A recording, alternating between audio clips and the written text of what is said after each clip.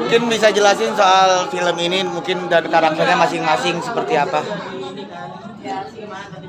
Sendiri gimana pertama kali lihat tayangannya sama poster ini?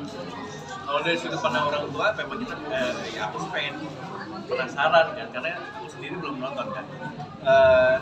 Ini kan sebenarnya relate banget dengan kehidupan pribadi aku, karena dimana aku tuh memang orang tua yang memang memiliki anak seumuran Jo dan juga Markus. Jadi isu ini tuh sebenarnya rasanya isu yang common, tapi pada saat aku sebagai pelakunya, ini menjadi sesuatu yang diperlukan oleh aku sebagai orang tua. Jadi supaya aku tidak salah langkah untuk mendidik anak atau mengarahkan mereka untuk memilih masa depan mereka. Oh iya, oke. Oh iya, Lanjut. Oke. Karakter masing-masing. Karakter masing-masing seperti apa? Sama Mami sendiri seperti apa? Siapa dulu nih? Aku dulu. Boleh dari Oh, iya. Yang lagi yang paling muda. Aku ini adalah orang tua dari Jovanka, jadi yang memang punya konflik dalam keluarga kita. Jadi kita menciptakan produk broken home seperti itu. Ya, jadi Jovanka itu adalah produk dari broken home. Sebagai orang tua gitu ya, boleh mungkin saya pengen tahu komentarnya aja, seberapa penting memperhatikan kesehatan mental bagi anak-anak gitu, karena ini kan di sini yang menjadi topik utamanya gitu, karena kan kesehatan mental juga susah juga didetek gitu ya, mungkin seperti apa gitu, atau mungkin kalau ada aku sebagai orang tua ngelihat kesehatan mental itu sangat utama, apalagi kalau di zaman sekarang ini. Aku banyak melihat contoh-contoh soal, mungkin karena sekarang zamannya sosial media kan, jadi gampang. Banyak anak-anak yang memiliki kesehatan mental yang tidak baik, akhirnya berdampak bukan hanya dia ke masa depannya, pendidikan dan lain sebagainya, tapi dia bisa jadi stres dan juga bunuh diri. Itu sebenarnya sesuatu hal yang bagi orang tua itu kayak bom waktu. Kita nggak bisa melihat sekarang, kita padahal yang menciptakan itu adalah orang tua. Nah saya sebagai orang tua punya ketakutan di situ. Jangan sampai apa yang saya lakukan itu ternyata punya dampak negatif untuk anak saya. Insya Allah jangan. mungkin yang lainnya ada komentar juga. Will mungkin tadi POV-nya Apa tuh? Rofi sebagai orang tua terhadap anak yang takutnya terkena kesehatan mental atau mental health. Pengorbanannya kedua belah pihak, tidak hanya si anak tapi orang tua juga, dan itu tidak nyaman sebab kedua belah pihak membutuhkan satu proses menjalani hidup dengan sewajarnya, tidak berlebihan, tidak juga dipenuhi dengan emosi. Jadi kalau menurut saya ketika kita bisa berdiskusi dengan tujuan saling support, maka ya itu mungkin salah satu dari kunci utama untuk keselarasan hidup, atau apalagi yang berkaitan dengan generation gap antara orang tua ke anak. Berarti komunikasi yang paling penting ya, Om, yang bisa dibilang. Nomor satu, dan terus belajar karena nggak pernah ada habisnya. Zaman berubah, pola berpikir berubah, pola kehidupan berubah, kita harus selalu mengupdate. Terus kalau media sosial itu is a yes or is a no buat anak-anak? Bagi saya sih yes. Bahkan kalau kita tahu cara penyikapannya akan bisa menjadi tools relatif gratis yang sangat efektif untuk menjangkau seluruh dunia, katakanlah begitu. Kondisinya adalah ketika kita masuk ke ranah sosmed juga sebagai hiburan kita, maka sekian puluh persen kita terserap masuk dan menyikapi sosmed itu sebagai hiburan. Kita lupa pada misalnya strategi apa yang harus saya tempuh, apa yang ingin saya bagi kepada society, kepada orang-orang yang seumuran dengan saya, yang di bawah saya, yang di atas saya.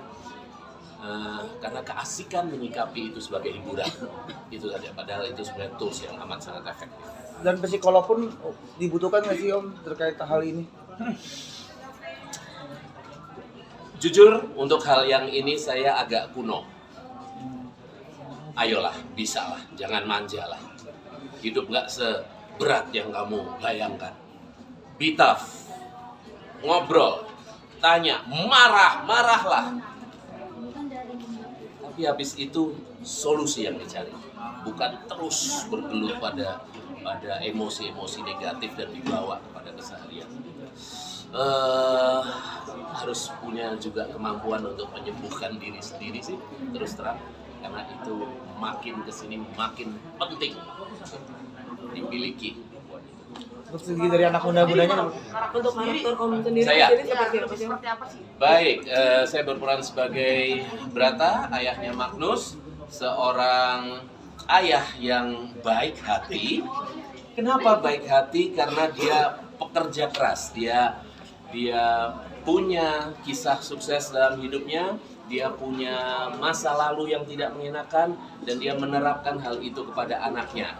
Namun lagi-lagi dia tipe ayah yang lupa bahwa situasi berubah dan anak pun memiliki alur kehidupannya sendiri.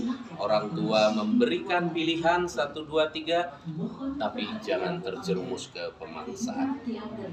untuk dari segi anak mudanya seperti apa mungkin melihat ini kan karakter dan Seperti apa?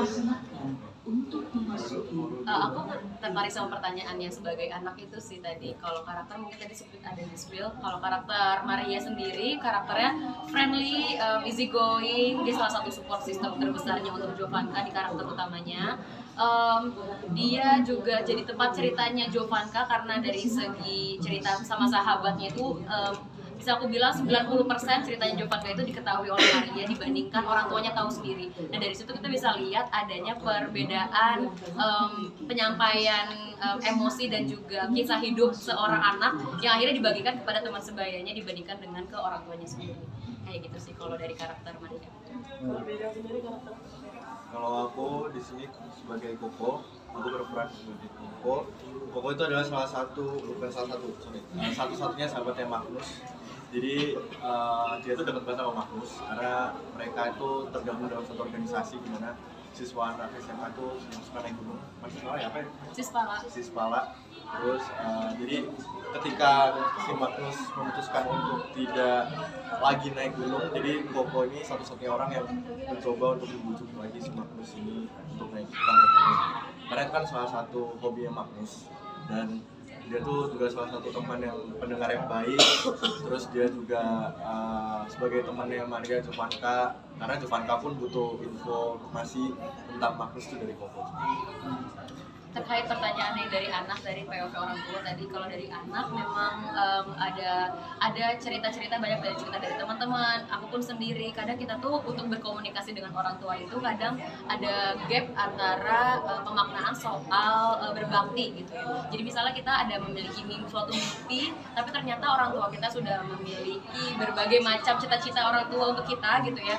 Kita nggak bisa untuk semerta-merta melepaskan atau tidak memfollow apa yang orang tua sudah siapkan jalurnya ke kita, karena kita terbentrok itu kan berarti kamu tidak berbakti sama orang tua. Tapi lagi-lagi kembali lagi, mungkin itu adalah sebuah bentuk komunikasi yang sampai sekarang perlu belajar juga sebagai anak ya. Kita anak mungkin generasinya jauh sekali gitu ya sama orang tua, misalnya 30 tahun bedanya, 25, 30, 40 tahun gitu.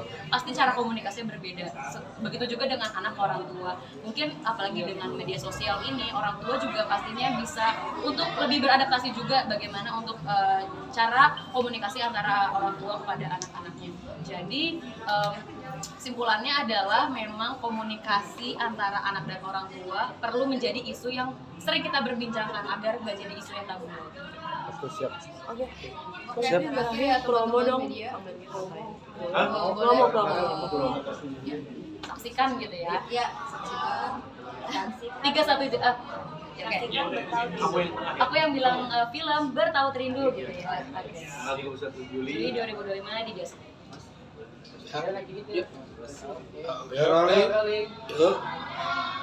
Jangan lupa saksikan film Bertaut Rindu tanggal 31 Juli 2025 di bioskop kesayangan kalian.